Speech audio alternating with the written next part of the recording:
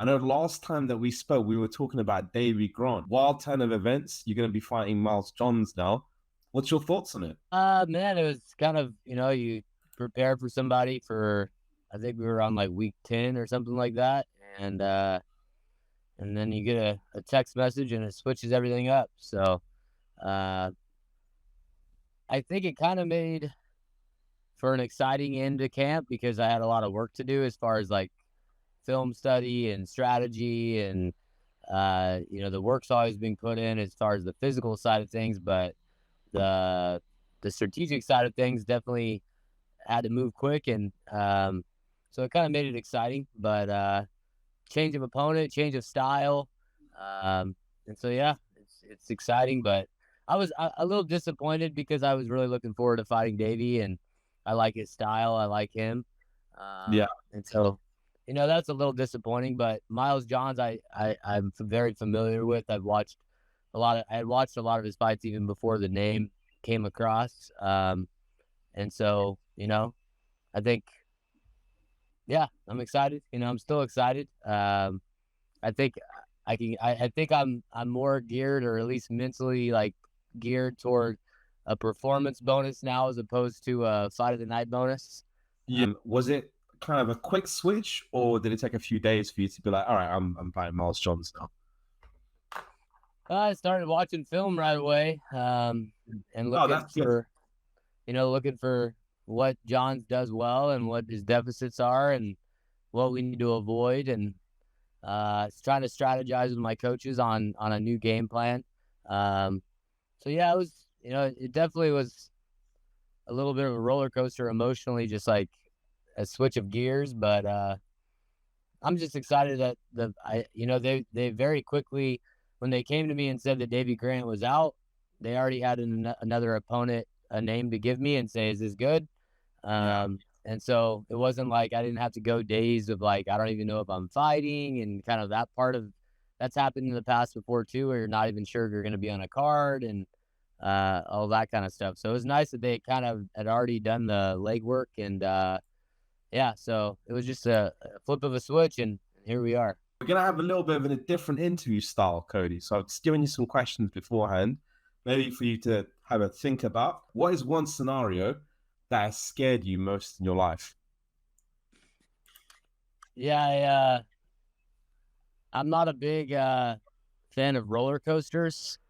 Like I've never like I live in California, so there's like, Six Flags, Magic Mountain, Disneyland, obviously. I mean, I could ride most of the ones at Disneyland, but I've never been to Six Flags because I would like have nothing to do. I don't ride roller coasters like they're, unless they're like kiddie rides. Yeah. I'm not a big heights guy in general, but I don't know, something about like I don't know who's putting those things together. I don't know what kind of I don't know what kind of safety protocols they've got, and I just get sick on them. I've had some bad experiences where I've gotten, real sick on them, and That's literally what I was gonna say. Yeah, so I've got the same feeling, but I was like, I bet this guy gets sick on rides the same as me. So you somewhat enjoy it, but you're like, nah, just get sick. no, I don't even enjoy it. I feel like I'm gonna die. Like my heart's gonna stop. Like that, like any of those ones that like have big drops, like people enjoy that and they put their hands in the air and they cheer and stuff. And I don't like that feeling at all. I've actually Nah. had to do the walk of shame a couple times where I was like in line, like, okay, I'll do this. And then like as I watch the roller coaster, I'm like, nah, I don't want to do this. And then like I'm walking past like 9-year-old kids, dude, like yeah. It's just not for me, man. Not for me. Yeah, fights in a cage, but he doesn't want to go on a roller coaster ride that 9-year-olds. That's great, man. I love that. And I'm not even like I've done like parasailing and like in Mexico and like done some things that are, dangerous and like up in the air and stuff and been okay. But something about like the man-made aspect of it, I just can't like I just can't trust it. I don't know. Definitely, yeah, it's a weird one, isn't it? Yeah, I'm with you on that one completely, Cody. But look, next question: what is the first happiest memory you've ever had? that you can remember? Yeah, I saw this question, and that's a hard one. For some reason, in my mind, there was a field near the house I grew up in, and it was just like an empty lot, grass field, or next to a park or something. And I remember, for some reason, my uncle Johnny comes to mind, but going there with him, and it had a ton of ladybugs, and like the field was covered in ladybugs. And so to this day, whenever I see ladybugs, it kind of like there's like a memory that's triggered in my mind that it's always related to like a happy memory of childhood. And I don't like have all the details about it in my mind, like exactly when or where or how often I was in that field, but there's just this memory of like the sun beating down on you and searching for ladybugs in this field with my uncle Johnny. And when I saw that question, that was the first one that came to my mind. So I'll go with that. Yes, I like that one, man. That's that's a really cool one. Ladybugs, yeah. And you still got that same feeling, yeah, like every time you see them. Yeah, yeah. But actually, I was just at the park with my daughter, and they're ladybug hunting. They're not hunting. They're not killing them, but they're collecting them. And so when I saw that question, it was pretty easy actually because I just saw one, and every time I see a ladybug, it kind of brings me back to it. Nice one, man. Nice. Um, if your friends had to describe you in just one word, Cody, what word would most of your friends say? Um, I think probably resilient. Like just a lot of ups and downs in life, and always getting back up when I fall down. And you go through things, and whether it be in your MMA world, in your career with losses, or in your personal life. And I always get up when I get knocked down, and I think when it's all said and done, and the renegade headstone is there, I would like that would be the thing I hope people would use to describe me the most. And I think my friends would probably describe me that way, as someone who's resilient. Yeah, 100%, man. 100%. What is your favorite place on earth, Cody? This was a tough one too. Honestly, my first instinct is the cage. And I know that's not like a geographic location, but that's where I feel most at home. That's where I feel like I'm meant to be there. I was things. I'm not a religious guy, but I do think to some extent things happen for a reason, and somehow I found my way into this sport at a young age, and just yeah, I just feel like the cage, being in that cage and smelling that canvas, and that's where I feel that's my happiest place. So yeah, I think my favorite place on earth is wherever there's a cage that I'm climbing into. That's interesting. I've got a follow up for that actually, because some people would just, kind of pick a vacation spot or, somewhere they've been in terms of the world. When you hang them all up, do you feel like it's going to be quite difficult to find a new favorite place? Yeah, I, I don't have a contingency plan, so uh, I don't know. My wife and I have talked about this. Like, this has been such a big part of my life and my identity and who I am, and so yeah, the idea of it all ending, which I know is sooner than later. Um, I'm gonna have to find something else that gets me up every day and keeps me moving in a positive direction. So uh, Yeah. I haven't had the time to really search for that thing yet. So maybe when it's All all right. said and done, I'll have more time to do that, and explore different avenues and find my next adventure. But yeah, it's a bit scary to think about, to be honest with you. What is the biggest misconception people have of you as a fighter, as a fan, in the sport that is? I think I'm generally a nice person to people, and I treat people well, and I'm a teacher and a father, and that's kind of my two big roles outside of fighting. And so you know and I don't really express myself in the same way in my personal life that I do in the cage. And so, I think that the biggest misconception about me is er, I'm not, I think people don't understand how violent I am, and like, as far as like fighting goes, and like how much I enjoy fighting, and you hate to say it, but you enjoy it. You enjoy hurting people. And I know that's like something you don't want to say, and it's not something I feel. It's not something I feel outside of the cage in my life. But when I'm in there, even in training, like I like to get it. Not with my training. I'm not trying to hurt my training partners, but like I enjoy everything about it in there, and I like it when it gets dirty and gritty and hard, and you've got to really have that gut check moment. And I like the violence of it all. So I don't know, I'm sure some psychologist somewhere, could evaluate it all someday, but I think that's a misconception, is that I'm a nice guy, and I am a nice guy, but uh, and I'm such a opposite. I'm so opposite outside of the cage Yeah, as I yeah. am inside of it, as far as how I see the world, and how I try to treat people, and show kindness, and so yeah, it's a bit of a yin and a yang, I think, for me. Well, you're the renegade in the cage, isn't it? And that's the idea, isn't it? Yeah, yeah, yeah. I I just, yeah, there's something. I've had quite a few fights where it's really come out, and yeah, there's something in me that's hard to describe. I would rather, I think 100 years. You know, I'm Yeah. a I'm a social science.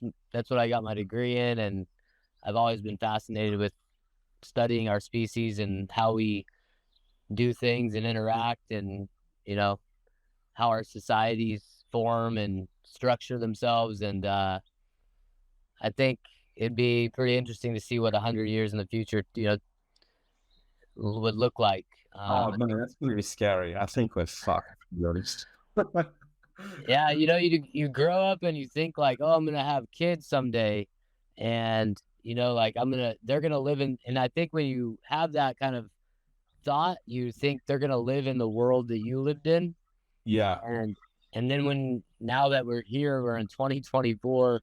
I've got two and one on the way, and I think about what world they're gonna live in, and it frightens me.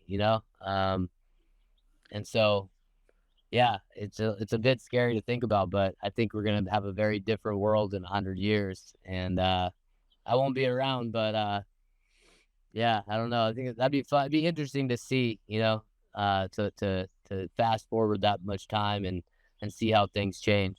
If there's a time era that you could go back in, what would it be? Oh, this is a good one too. I was a history major, so I thought about all the different times throughout our species history. I've always had like an infatuation with the Wild West of America, and Yeah. the westward expansion, and that's what I wrote my senior thesis on, was uh, how the old Western, like some of the most popular Western movies, portrayed the West, as opposed to what the West was really like. Like, that was my whole thesis. Um, and yeah, I think that would be a fun era. That would be a challenging era, a difficult era, but I think that's an era that I'm suited for. So yeah, I think a gunslinger from that era would be a place I'd like to be. Damn. Always a fighter, isn't it? Yeah. Yeah. That's crazy. So what were you like a big West kind of film fan, or like just ever since you were a child, or was it just something you developed later?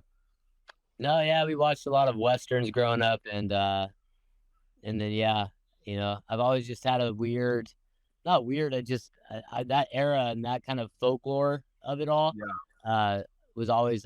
I used to have a Davy Crockett hat, um, and I wore it like every day for when I was a kid. And so yeah, that era of like the Wild West, and like the And that's why one of the reasons I moved to the city I live in, because it's structured, the downtown is structured like that. And so Yeah, it yeah. looks like it, you know? And so, yeah, it's just my favorite kind of time in history, especially American history. Can you ride a horse then, Cody? I'm guessing that you can then. I No? can. Yeah. I don't ride horses very often, and it's not very good to hear health and longevity as far as having kids, I feel like. But my brother-in-law, they do something called the slow rides every year. It's like an old man's club, and a Yeah. bunch of like, you know, different. We do it at a different ranch every spring. Actually, it's in April this year, and a bunch of guys get together and we get horses and we do horseback riding, and we hang out there for a few days and play poker games and drink way too much, and it's a good time. So. Oh, that's cool, man. That's really good. There's one question I was actually super interested to ask you.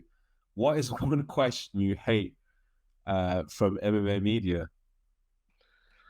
Oh man, I don't think it's too much different than a lot of guys probably would answer this question. Anything about the weight cut is usually um, not something you want to talk about so much. Really? Uh, How much do you hate it? Like, is it just like the worst one?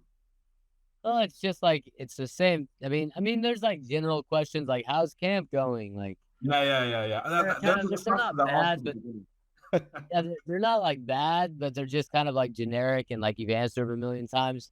But whenever someone like gets specific about like where's your weight at, how's that going? And you're just kind of like, I don't know, there's something annoying about it that you're just like, I don't want to talk about my weight cut. Like, Yeah. but I think anything with a weight cut, I think is the one that I kind of roll my eyes at the most. It's yeah, you even if you're thinking of it like as a content creator, it's never gonna give you views. No one's gonna be like, oh, I'm very interested in this. No, nobody cares. Nobody cares. Yeah, literally. So yeah, final question for you, Cody.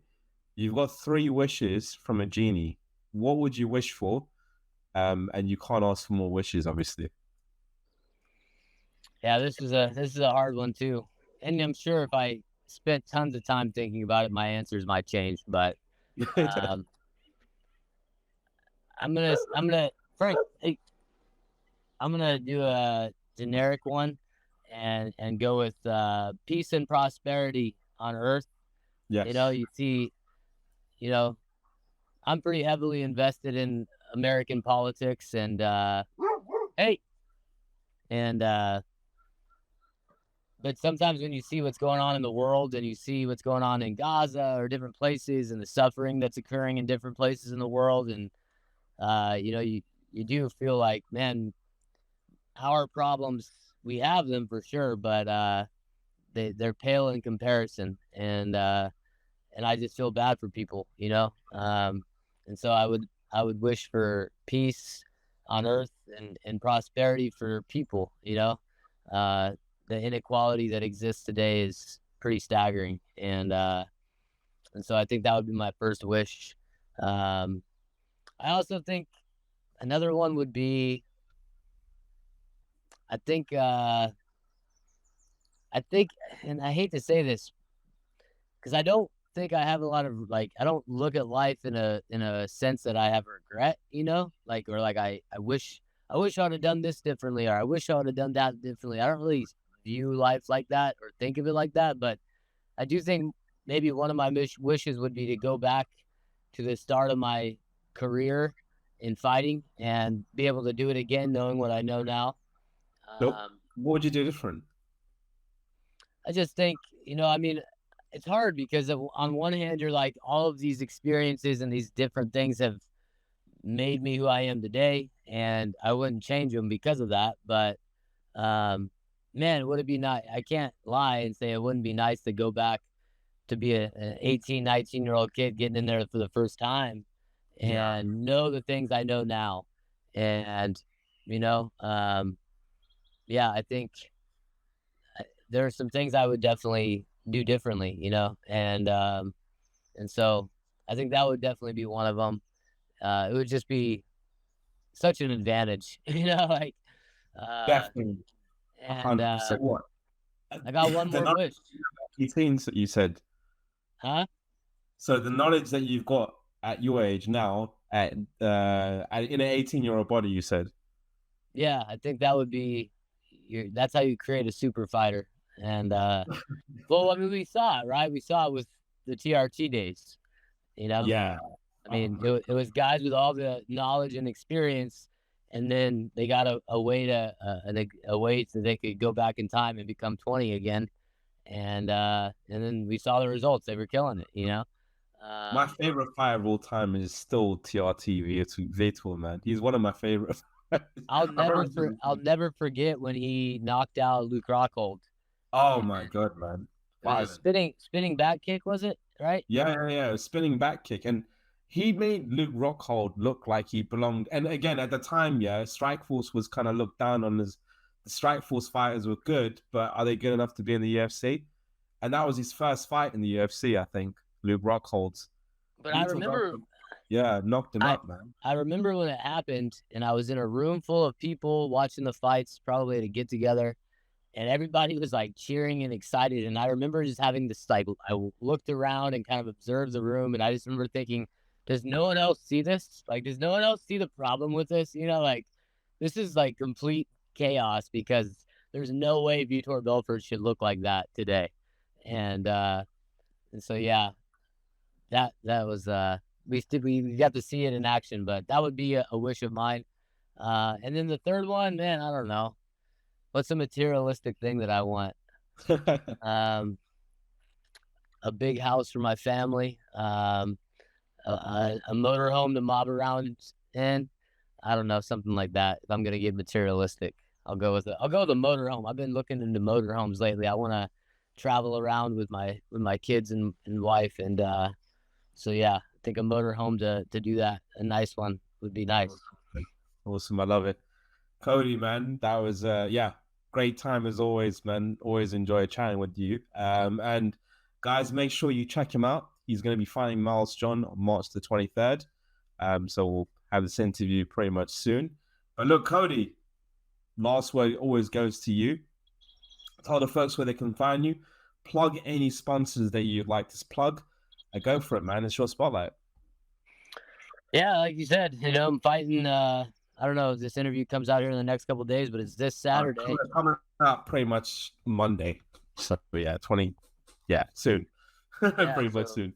Fighting this weekend. I know the Apex cards can get a bit, can be frustrating for fans sometimes. I see it a lot on Twitter, but I promise you, you'll want to tune in. It'll be a fun fight. I think I'm going to deliver, and you can follow me on Instagram or Twitter. Those are the two I use the most. I tried the TikTok thing, but I think they're going to ban it from America pretty soon, and I don't really get it. Yeah, it just passed the House of Representatives just passed a TikTok ban, and now it's going to the Senate. So if the Senate passes it, then they're going to ban it, I guess. And okay. Yeah, I don't know. But I don't even understand TikTok. I don't really get I just can't get into it. I don't know. Maybe I'm too old. That's what I put on my TikTok banner. Too old for TikTok. So, follow me on Twitter, Instagram, the Renegade 559, and tune in this Saturday on ESPN and ESPN Plus, and appreciate it. Definitely, man. Thank you so much, Cody. All right. Thanks, Ash. Always good talking to you, man.